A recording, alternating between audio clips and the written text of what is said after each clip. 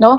So for today, yes po, before we proceed to our main discussion about the IPCRF collection, I requested actually the team of RPMS to have this session with you. So about 6 slides just to explain what will happen now to the performance management system of the department given, well, in the new normal. Kasi alam naman po natin na we are transitioning and adapting, no, to the post-quarantine scenario. So just to give you a little bit of context, and we expect also that being in the HR, we should be at the forefront of providing and ensuring that basically our delivery of services will still continue despite some limitation and despite our situation. So just to give you a little bit of our context, so there are things basically that currently we know about our situation and aspects that we don't know or something like uncertain and still ambiguous. So for the things that we know, sige po, so we know that the virus is contagious and easily transmitted and therefore can be fatal. So alam ko pong alam nating lahat yan. And there is no available vaccine right now. And therefore, for whatever situations that we are, whether we are in ECQ and GCQ, so yung strict physical distancing will still be our new norm. And then there will be like limited movement of people depending on the quarantine restriction. So even at the GCQ level, alam ko pong nararamdaman din po natin yan. And therefore, mass gathering will be limited and banned nga po, no? So yung ating mga usual face-to-face convergence, symposium, workshop, yan po ay malilimitahan until such time na, okay, we're going back to the old normal, no? So, and therefore, alam din natin na yun nga, families and workers worry about their occupation in one way or another, especially our constituents. And of course, they worry about yung expenses for their daily living. So, on the other side of it, ito yung mga bagay that we are uncertain. No? We don't know when is the vaccine will be developed and made available to the public. So, therefore, our normal, the new normal will be the limitations brought about by GCQ and ECQ. And if we don't know also if we can achieve immunity from the virus. So for example, if the vaccine will be available, ibig sabihin pa that will serve as blockers for us to get that virus, no? And then the possibility of series of outbreaks once community quarantine will be lifted. So yung laging po pinapaalala ng gobyerno na even though nasa GCQ na tayo, there will be possibility na meron pa rin possible outbreaks. So yun po. And then how safe? We don't know how safe we will be when we go out and then return to work after post-quarantine. That's why tinitake into consideration din po ng ating mga officials, no? Yung basically yung pagbabalik po ng ating mga empleyado, and of course, yan, lahat po tayo pag nasa work ay nakamask. So this is our context, things that we know and we don't know currently. So next po. So the anticipated new normal scenario are as follows. So basically on your left, these are the new changes, and then as a response, yung nasa right po ninyo, ito po yung mga possibility at nangyayari na po ngayon. So for example, adoption of alternative work arrangements, wherein, yun nga po, there's a possibility that some of us will be working from home. Kagaya po nito, we are on virtual teams.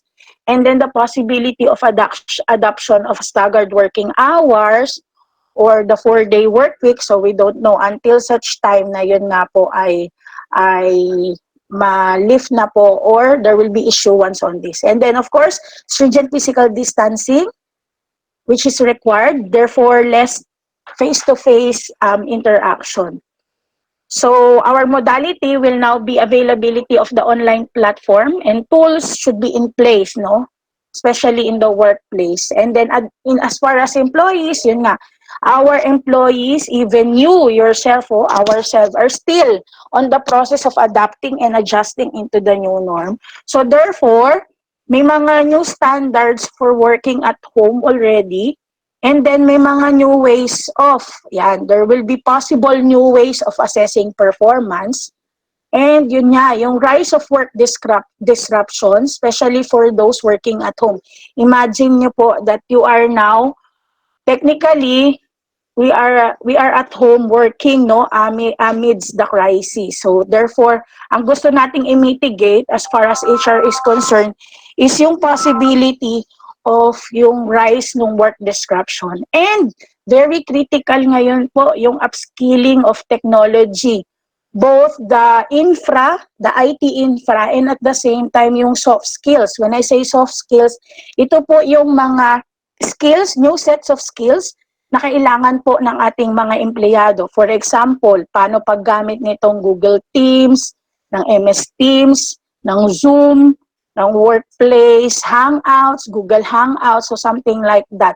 Meron pang mga Slack, something to that effect. Including, so this gathering will basically focus, no, in a one way or another, yung improvement, even prior pa the COVID situation, and at the same time po, yung, yan, how we adapt into the new normal in terms of consolidating, no, yung ating pong performance rating. Okay, so the next few series of slides is actually just to give you an idea for our HR focus in RO and SDO. So we see these as our sort of tips and also anticipation of what will be the changes or what will be the changes that will brought about by the new normal in terms of one of our HR system, which is performance management. And we see that you may need this, no, in doing it and operationalizing what is now the work arrangement and how do we now assess and how do we make our employees still productive despite the limitations. So yung three bubbles po are basically the three things that we see for us to effectively manage yung performance po ng ating mga empleyado. Okay? So first is engage our employees in the process of navigating the new normal. So we see that we need to value yung individual journey on adapting to the new normal. While we all experience, no, this new normal, the way we react and the way we respond basically into the new normal depends on our individual disposition and life context. So therefore, we need to see, no, and we need to value then yung kanilang individual journey as a person and at the same time as an employee. As an HR also, we should be at the forefront of making sure that offices, no, within our SDO, within the RO, even at the central office, should at least revisit and create office/services continuity plan. Alam ko po, pinagdaanan na po ito ng ating mga SDO as we brought about our learning continuity plan. But as an office, it is critical na meron pong ganito. So, halimbawa, identify what services can be done online, and then what services also can be, yun nga, do face to face with limitations, so something to that effect. But at the second, we need to also redesign the floor plan or the workflow, no, in view of the new normal, in consideration of, yun nga, putting some protective barriers within the office. So yung mga spaces ng tables ninyo, for sure, yung mga nag-GCQ, inayos na rin po yan. And at the same time, yun nga, no, ensuring the delivery of the services. So, and also give consideration, but the real essence of this one is that give consideration to the human aspect of the organization. So ito po yung critical because this aspect is basically, ito po yung panghahawakan natin, ensuring the health and safety of our personnel. Okay, so the next bubble will focus as a second idea is for us. HR should also be in the forefront of this one. Ito yung critical sa ngayon as we transition into the new normal. Set up mechanism or protocol on the new standards of working. So therefore, anong ibig sabihin yan? critical dito is the leadership adaptiveness of your leaders, your chief SGOD, your chief SCID, aside from also instructions from your SDS or ASDS or the RDs, ARDs. But the chiefs of the functional units, adaptiveness into the new normal is very critical. So basically, we need to redefine the standards for working at home or working in the office, having some skeleton workforce arrangements. So therefore, um, leaders should now be assessing more of leaning towards output base. So if you are the leader or the heads of the office, basically your assessment now will you be assessing faster response over a better response? Or, for example, longer days in the office over a productive days. So ganyan yung mga bago nating redefining work standards. So while we don't see each other's yung micromanaging technically will not work under the new normal. So you allow your employee to basically give them independence to do their own, but yung set norms should be established at yung rules in terms of delivery of output. It is also essential for our managers to have a clear understanding about what tools or platform to be used by the team in terms of check-in, checking the attendance, and then at the same time guide them as to ano yung mga deliverables for the week. So your work from home planner will help you. So these are some of the tools. And of course, yun nga, yung team tracking and monitoring ay medyo critical, no? From our end, just like in HRDD, so we really establish, as much as possible every week, this will be your deliverables and expected output, whether continue task yan or whether new deliverables. So something to that effect. So basically, in terms of managing performance, our new normal will be more of output-based but maintaining quality output-based. So therefore, yun nga po, critical dito yung how do we monitor now performance into the new normal. So my last slide is about, of course, which is essential, in ensuring that our employee will still be productive in the new normal is yung provision of support. While we establish and have orientation to our employees and clarify new work processes and expectation in the new normal, essential for our HR and also the line managers, our chiefs of functional divisions, including our school heads, itong mga ito. So yung provision of support for employees. So protect yung mental health. Oo, so medyo yan yung nakaka-worry sa panahon ngayon. An area where people can vent out their worries, not necessarily resolving their worries, something that they can vent out lang yung kanilang mga issues and somehow guiding them, and of course their well-being. So this is the primary essential as being yan nga po being emphasized by our secretary, yung ensuring the safety and health of our personnel despite our move to really deliver the expected services that our counterparts or constituents expect from us. So we encourage our HR for you to provide and do intervention or learning session about COVID, how to cope with some worriness, and then lifting their spiritual and emotional well-being, no? So that somehow will give them yun nga, yung comforting, and of course, yung conduct of mental health checks, even kahit sa chat group lang or as simple as that, an intervention, kamustahan. So, and activities that somehow will bring back yung solidarity and unity among our employees as they return to the work. Yung second dyan is the upskilling and technology. So as mentioned by Ma'am J-Lo, even our L&D interventions, our implementation and delivery will now be transition also into the new normal. No more face-to-face, if ever meron man, but very minor. So therefore, yung IT infrastructure should be set and new skill set should be addressed, no? Yan yung mga kailangan nating i-prioritize. How to use this monitoring tool, kung whatever, kung anong i-adapt na inyong mga SDO, paano gagamitin yung meeting, virtual teams meeting, and then yung check-in, how do they monitor. So whatever infra that you will use, it is critical for us to orient them and guide them how to cope with this.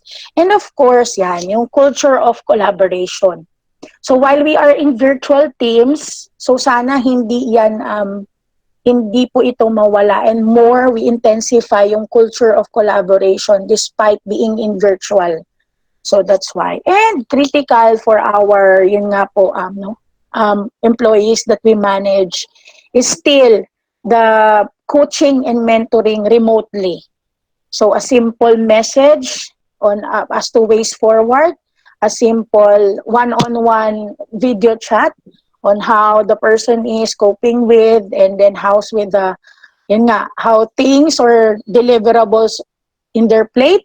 So something to that effect that will basically. So if you can see, technically, performance management is still the same. Yung mga basic essential niya. It's just that the delivery or the mode that we are doing these things will now be virtual and online. So, ito pong mga bagay na ito yung nakikita namin. So, as we move to our main agenda, which is basically the next slide po, no? So, the objective of this activity is basically to prepare you muna, no? And so on, our teachers, our raters, and DepEd personnel who are involved in the RPMS in implementing the Phase 3 RPMS cycle for school year 2019-2020 muna. Kasi alam nyo naman, ang mga damdamin ngayon ng mga guro amid the COVID-19 situation and while transitioning to the new normal. As mentioned by Jelo, we want this to become easy and make them, no, sana magawa natin paraan na hindi ito for mere, well, aside from compliance, but making sure na they will take it light and easy.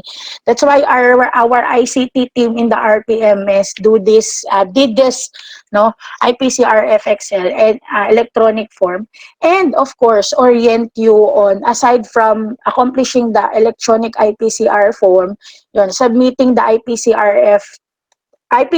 in the submission of the IPCRF of teachers, especially you in the schools division office, and how to monitor the submission of the IPCRF online. So ito po yung mga bagay na tatalakayin po for this event and for this activity. So with that, doon po natatapos ang aking session, and we hope you pick something, no, as we in the HR, no, be in the forefront of operationalizing what is now the new normal in the Department of Education. So with that po, magandang umaga po sa inyong lahat. Okay, so thank you po, Ms. Cecil, PDO4 ng HRDD po. So tama po yung sinabi niya that as HR practitioner po, we have to maintain and balance the mental health and to ensure that all our personnel are well taken care of po.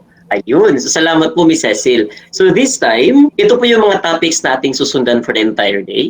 So, if you can remember, during your registration, you have filled out this information. Ano po yung alam nyo about IPCRF ng school year 2018-2019? At ano naman yung gusto nyong malaman doon sa IPCRF data collection natin for school year 2019-2020? So, ito po yung mga nakulit at ito po yung mga na-summarize natin na responses coming from you.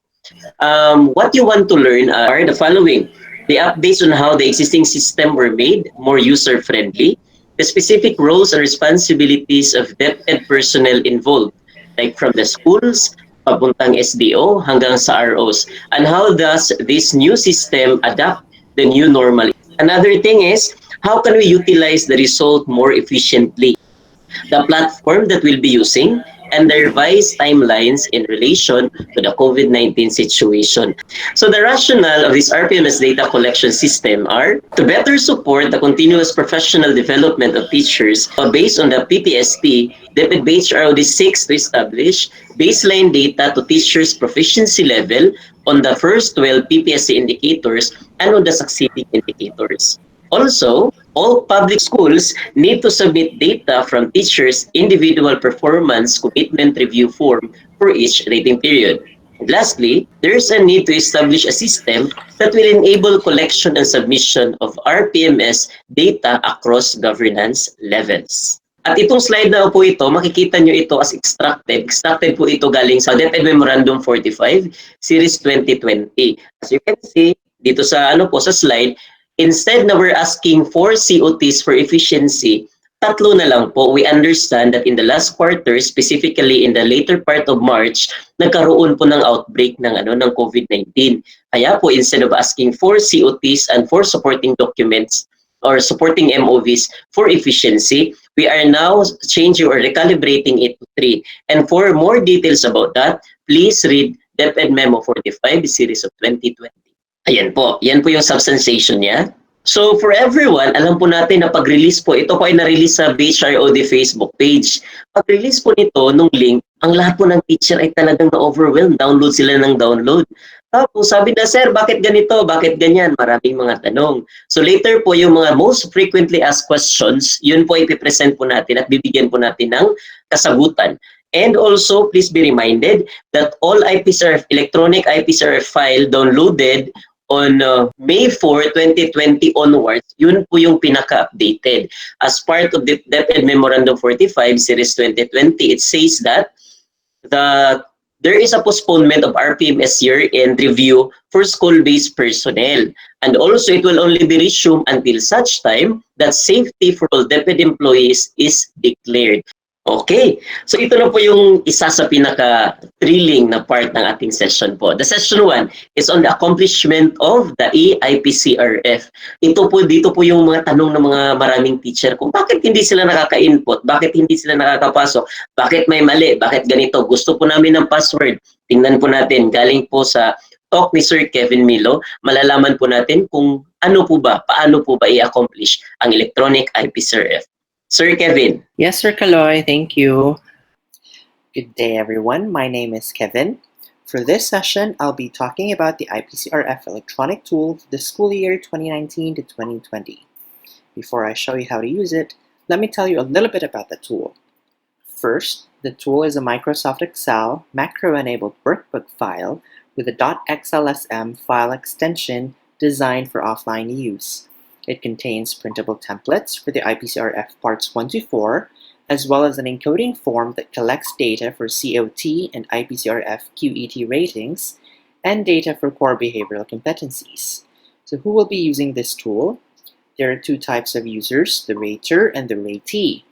For the purposes of this presentation, I've simplified the flowchart, taking out all the steps that don't necessarily involve the electronic tool while still following the procedures we previously set.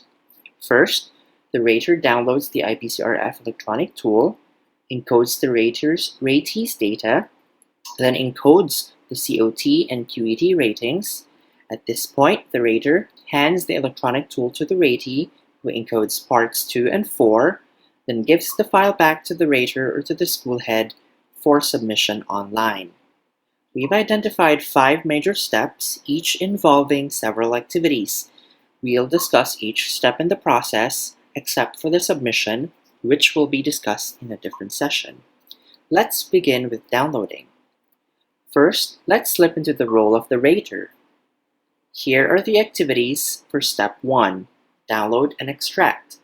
The first thing we must do as a rater is to download a copy of the new IPCRF electronic tool. Keep in mind that the versions that you may have obtained prior to May 4 should no longer be used. The system will not accept them. If you obtained a copy of the tool recently, ensure you have the version with a proficient tool that has automatic ratings of 5 in Objective 10. Any version other than that is no longer valid. So where does one download the tool? You can find the tool by opening this link, which takes you to a Google Drive folder. In there, you will find a zip named DepEd Prescribed IPCRF Parts 1 to 4 SY 2019 to 2020. Simply right-click on the file and click Download. When you have downloaded the zip file, you must then extract the Excel file from inside it. It is important that you remember, and I recommend you emphasize this when you cascade to the field, that you should not open the IPCRF Excel tool without first extracting it.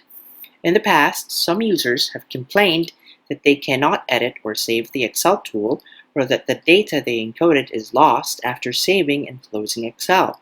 That was probably due to this missed step.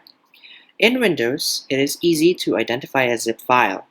These three icons are examples of how it looks like. The first one is when you do not have a file compression software installed, such as WinRAR or 7-zip. The default icon in Windows is a folder with a zipper. In some cases, the file may look like the last two icons, a stack of books bundled together with a belt. To extract a zip file in Windows, assuming you don't have a file compression software installed, there are generally two methods. I'll quickly show you how to do it using the two methods so it's clear to everybody, as well as offer you suggestions of how you can cascade this to the field. The first one is to right-click on the file and then selecting or clicking Extract All. This opens the default extraction tool in Windows. Simply select the destination or leave it as is and click the Extract button. This will create a new Excel file outside the zip. You can then open this Excel file. For the second method, you can do this by opening or double-clicking the zip file. This does not open any other program or window. It opens in the same File Explorer window and looks as if you've just opened a regular folder with a single file in it. But do not be fooled, you are still inside the zip file. Notice the Extract menu in pink at the top of the window. This tells you the view is of a compressed folder. This is when some users make the mistake of opening the Excel file. I'll remind you again that you should not open it before extracting it. To extract it, you can drag and drop the file into the desktop to create a copy of the tool. You can also copy and paste the file from here, or you can click the Extract All menu at the top, which is similar to the method A, which I showed you earlier. For Mac users, double-clicking or opening the zip file should automatically extract the Excel tool. Now that we've downloaded the IPCRF electronic tool, let's proceed to the second step, which is to encode the ratees data. Here are the activities for step 2, opening the Excel IPCRF electronic tool, enabling editing, enabling macros, encoding the school's data, encoding the raters data, making copies, and encoding the ratees data. To begin, we need to open the Excel file. When opening the IPCRF electronic tool, here are a few things you need to remember. You must open it on a laptop, tablet, or desktop PC running Windows or Mac OS. You cannot open the tool using any kind of mobile phone, tablets running Android or Windows RT, the iPad or Chromebooks, and other laptops running Windows RT. In addition to the types of compatible devices, here is a list of the programs and apps you can and cannot use to open the IPCRF electronic tool. You can open the tool using the desktop app of the Microsoft Office Excel with the following versions. For Windows, it's 2010 and 2013. For both Windows and the Mac, it's 2016, 2019, and Office 365. Note, you should not use the online or web versions of Microsoft Excel because macros aren't supported. You also cannot use these programs. If you are on a Mac, do not open with numbers or older Office for Mac apps, versions 2004, 2008, or 2011. Furthermore, you should not use Google Sheets or any other Microsoft Office alternatives such as WPS Office, LibreOffice, or OpenOffice. Note that if you open the IPCRF tool with any of the apps in the Don't column, in other words, not Excel, the tool is forever broken and you need to download a new copy. Again, it's important that you emphasize this when cascading to the field. There were cases reported that the macros don't work. The reason it turned out was because they were not using Microsoft Excel. If you are sure that your device and your app are compatible, you can then open the tool. When the tool is opened, Excel automatically puts the file in protected view for security reasons. It does this for files downloaded from the internet. Notice the yellow bar that says Protected View below the ribbon. You need to click the Enable Editing button so you can begin editing the file. Otherwise, it will remain disabled in Protected View. On the Mac, it's more straightforward. Excel will greet you with a dialog box with an alert asking whether to enable or disable editing. Just click Enable Editing. After enabling editing, you also need to enable the macros, which are disabled by default. Click the Enable Content button to allow macros. Failure to do so means that Excel won't be able to run the custom code that makes the IPCRF tool work.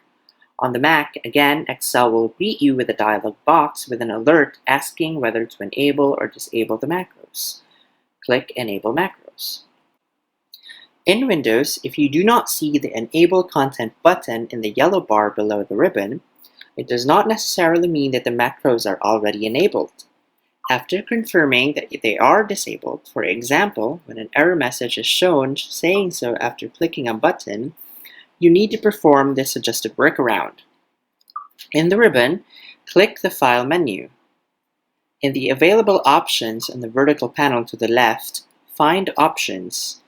It is usually found at the bottom. Try to scroll down the vertical panel if you do not see it. Click it when you find it. This opens the Excel Options dialog box. On the panel to the left, find and click the Trust Center option, usually found at the bottom of the list. In the Trust Center, find and click the Trust Center Settings button. The Trust Center dialog box opens. In the panel to the left, find and click the Macro Settings. Under Macro Settings, click Enable All Macros. Ensure that the radio button for the Enable All Macros option is activated, then click the OK button. This closes the Trust Center dialog box and returns you to the Excel Options dialog box, and just click the OK button again. Close all open Excel workbooks and reopen the IPCRF tool to apply the changes.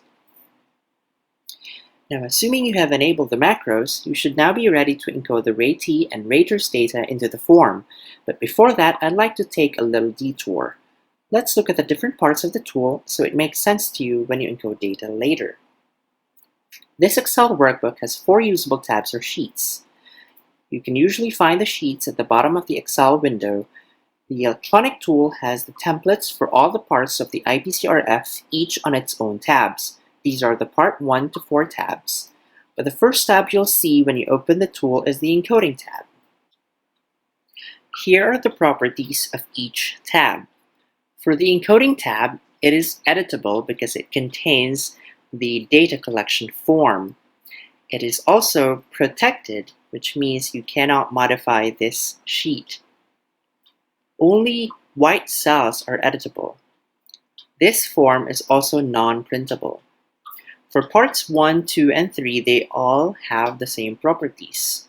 They are all not editable because all data that are needed for these parts are encoded in the Encoding tab. They are all protected and not editable and printable. The Part 4 tab is editable but also not protected to allow the users to make any necessary changes for crafting the development plans. And of course, it's printable. Let's focus on the Encoding tab. Part 1, and just below that is Part 2.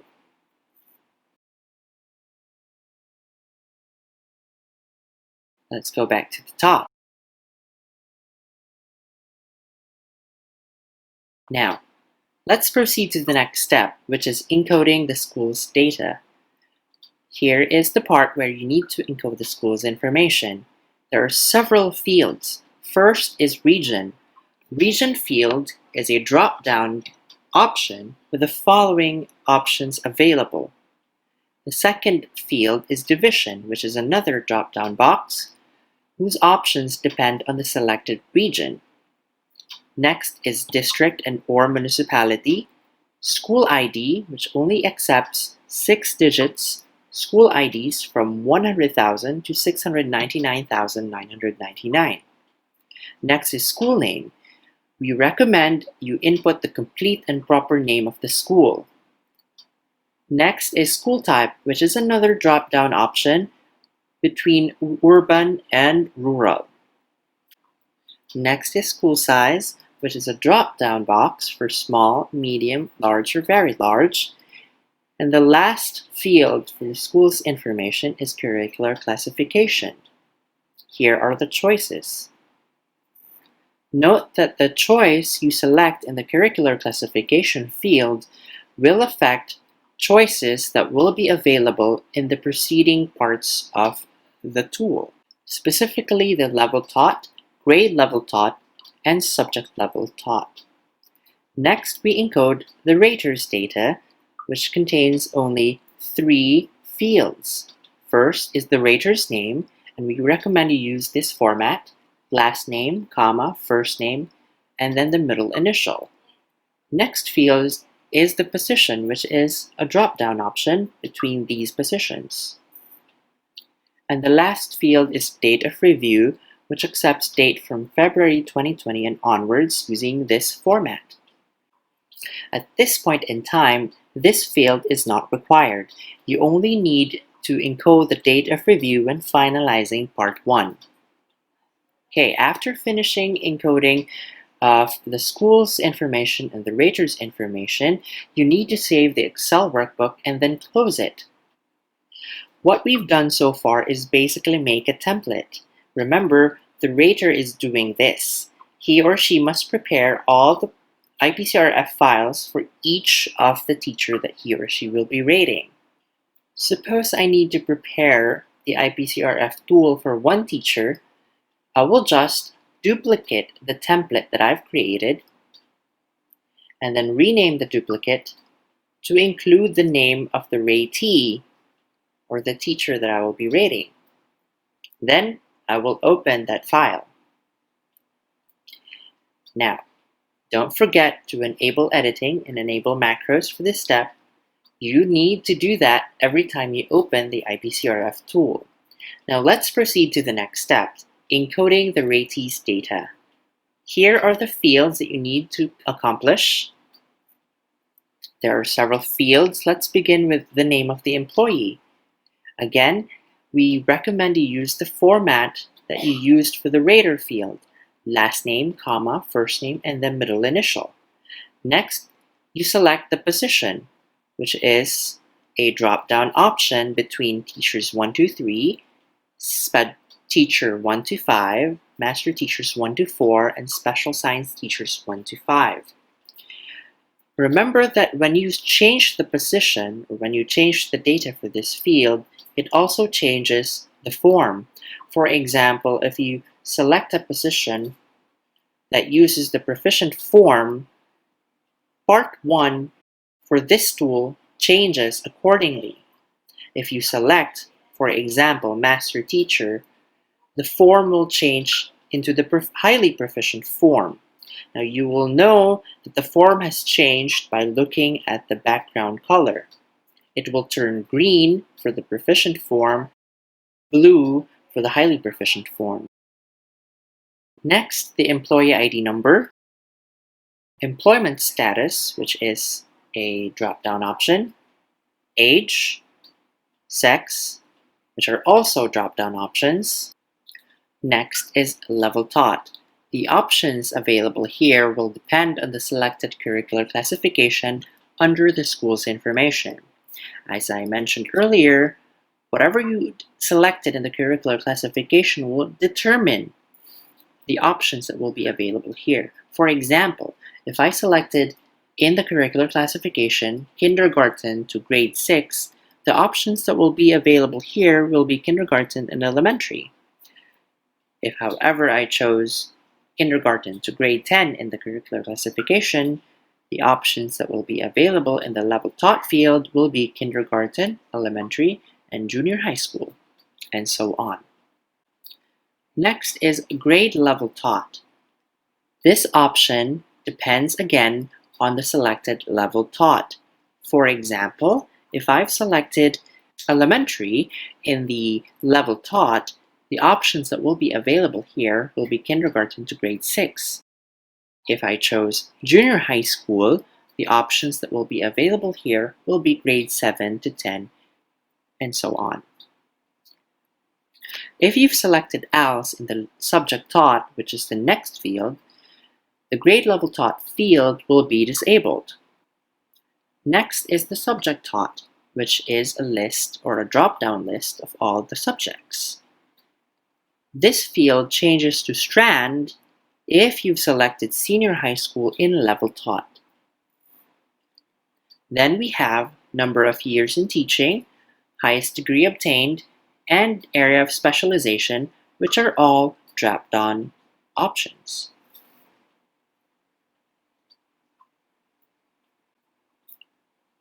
We now have completed step 2.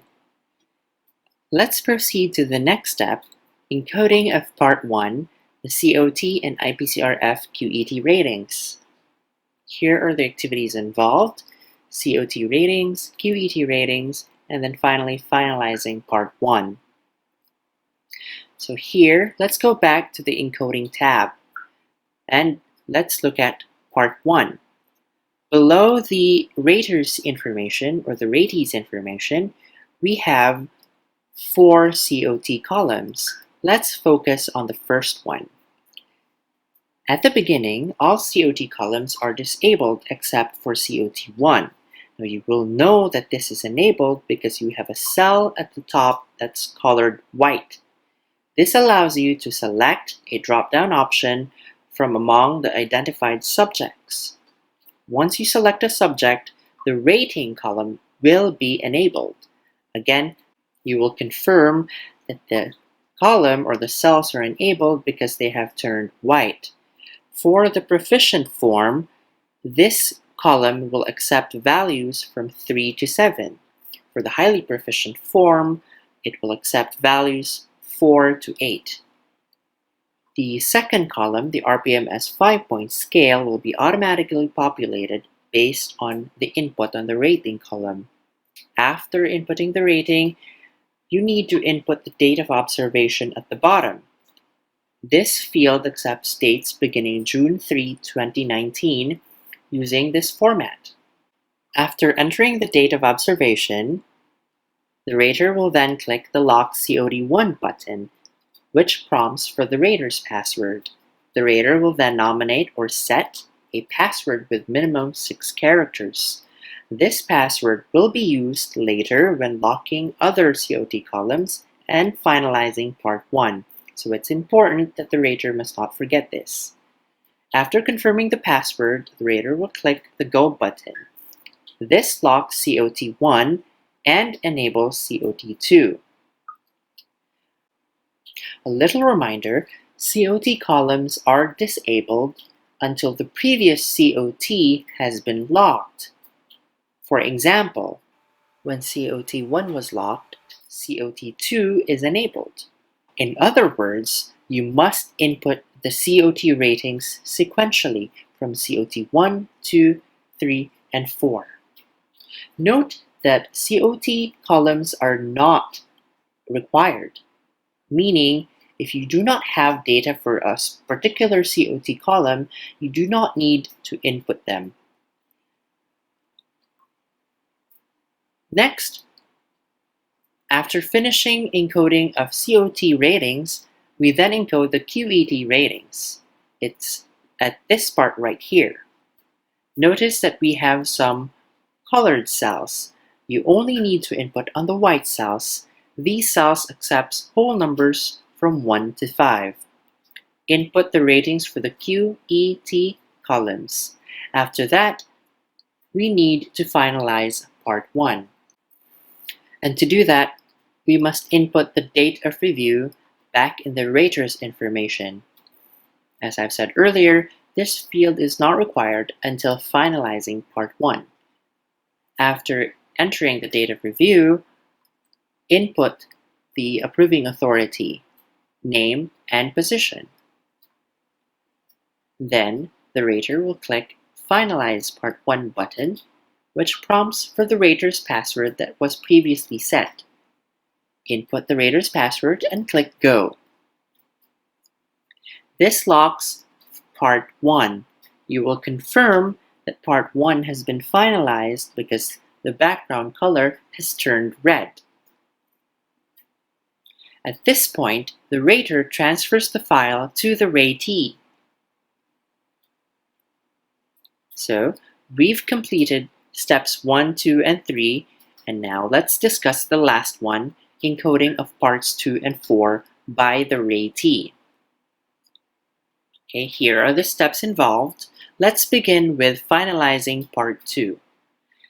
Back in the encoding tab, below the part 1 is the part 2 form. The ratee only need to tick on the boxes of the competency indicators that he or she has demonstrated during the performance cycle. After ticking all the appropriate boxes, the ratee will then click Finalize Part 2, which prompts for a ratee's password. Now, this is separate from the rater's password that was set by the rater earlier. This one, the ratee will think of a new password. Again, minimum of 6 characters. This password will be used later in finalizing or unfinalizing parts 2 and 4. After confirming the password, the ratee will click on the Go button, which locks part 2. Again, you will confirm that part 2 has been locked or finalized because the screen or the background color has turned red. Finally, the ratee opens part 4 and encodes his or her development plans.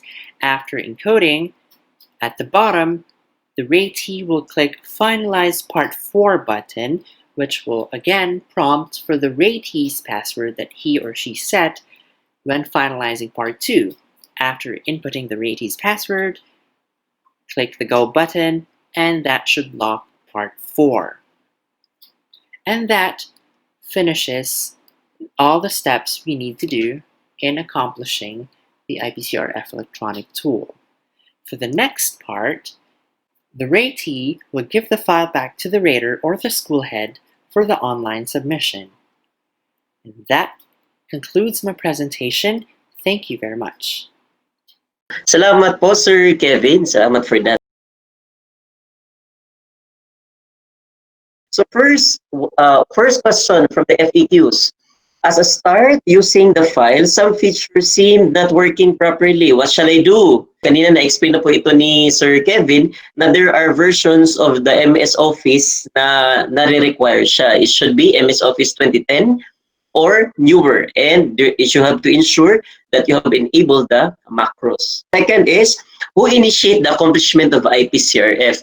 By the protocol, it's the rater who will do the encoding for the fields including teacher, rater, region, division, school demographics, COT, and QEP. However, because of this COVID situation and we have uploaded the materials na wala na sila sa mga schools, so this time we allow that the ratee or the teacher shall be the one to input her demographics and also the COT. The thing that the rater shall do is to ensure that the information encoded or recorded are accurate and correct during the rater-ratee conference. So to make it easy for the rater, kasi ang follow-up na question nito, sir, what if I have 400 teachers? Does it mean kasi ang sinabi is one one IPCRF, one teacher, does it mean that I have to copy and replicate 400 times the IPCRF? The answer is yes. You have to replicate it 400 times. Pero meron na naman tayong shortcut on that. To ensure na hindi ka paulit-ulit sa mga common na mga entries, before replicating or duplicating the file, first you need to fill out the region, division, school information in the rightmost column of the demographics para pag-replicate mo o konti na lang yung i-input mo. Don't worry, we're going to upload that in BHROD Facebook page para po matulungan lahat ng mga tao sa field. Next question is that, the field for the proficient teacher, ito naman, itong tanong is, Sir, bakit yung IPCRF is para lang sa mga proficient teacher 1, 2, 3? Bakit walang pang highly proficient? Kasi color green kasi yung IPCRF nyo. By default, pag-download nyo po ng file, nasa default siya na teachers 1, 2, 3. But if you're going to change the position field, change it to master teacher, automatically nababago yung IPCRF tool natin. Instead of teacher 1, 2, 3, magta-transform siya into master teacher 1. We made it easy. One download lang, pag-click mo lang sa lahat ng mga field, pag na-accomplish mo yun, it will be changed and it will be reformatted accordingly kung ano yung kailangan mong format. Next, Sir, paano po pag may drop-down? The drop-down options for school, for level thoughts and grade level thought do not appear. Wala daw. Pag kinlik nila, wala daw.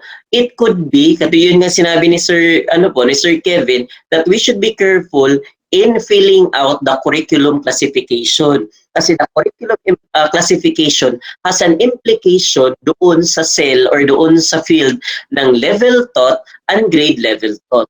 So we have to be careful. Kung elementary, dapat elementary lang. Pag senior high lang. Kasi mag-change ulit yun. Another question. I am a senior high school teacher. What option shall I choose on subject taught? The answer is that you select the discipline directly related to senior high school subjects that you are teaching. Then another question, ito yung nagkakalituhan na. Sir, ano yung pipiliin namin sa school size? Ano po yung parameters? Ano po yung basis natin? So for the sole purpose of IPCRF for school year 2019 and 2020, the school size parameters will adhere to the existing 2020 Brigada Eskwela Implementing Guidelines or refer it to DepEd Memorandum 32 Series of 2020. And to give you image of that, ito po.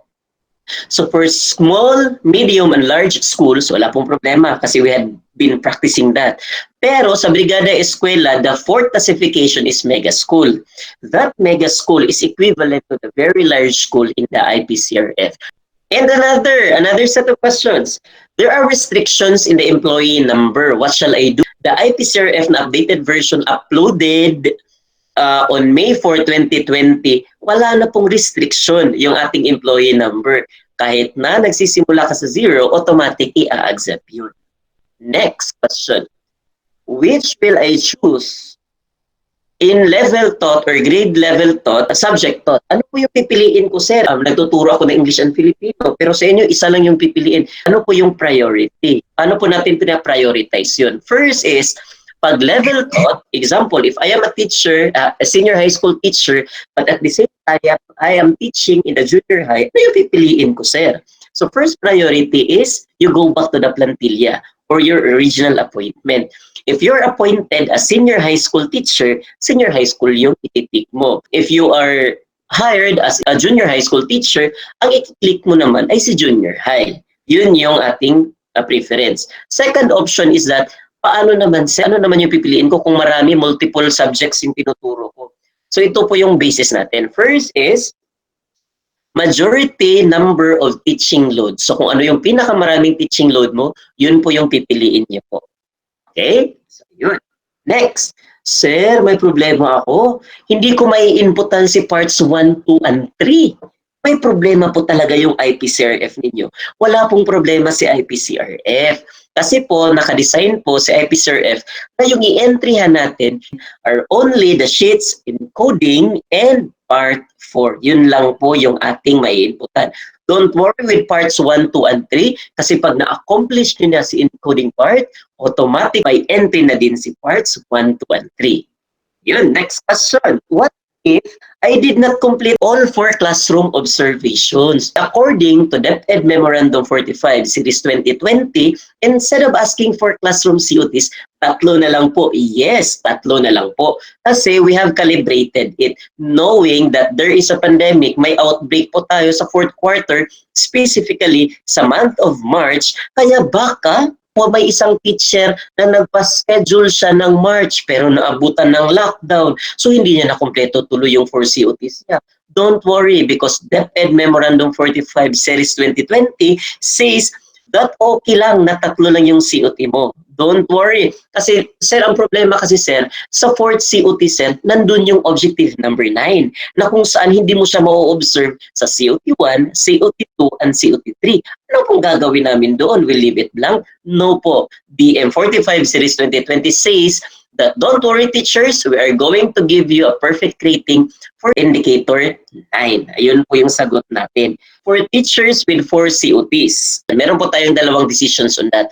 Example, if I am a teacher na nagpa-observe ng 4 na beses ng school year, sa for school year 2019-2020, at nakita ko yung pang-4 na COT ko, nung kinumpute namin together with the rater, nakita namin na naging disadvantage siya. Naging mas mababa tuloy yung rating ko kasi sinama ko si 4th COT. Ano po yung gagawin, sir? So, ang decision po natin dyan is that you can decide, si rater and ratee, both must agree whether to include COT4 in the IPCRF. Pwede po silang mag-decide ng ganun. Pwede po nilang i-decidean yun. If makakatulong yung COT4 para ma-improve yung rating ni teacher, kumbaga, we're going to put the teacher in the advantage side, in the advantageous side, i-include mo yung COT4.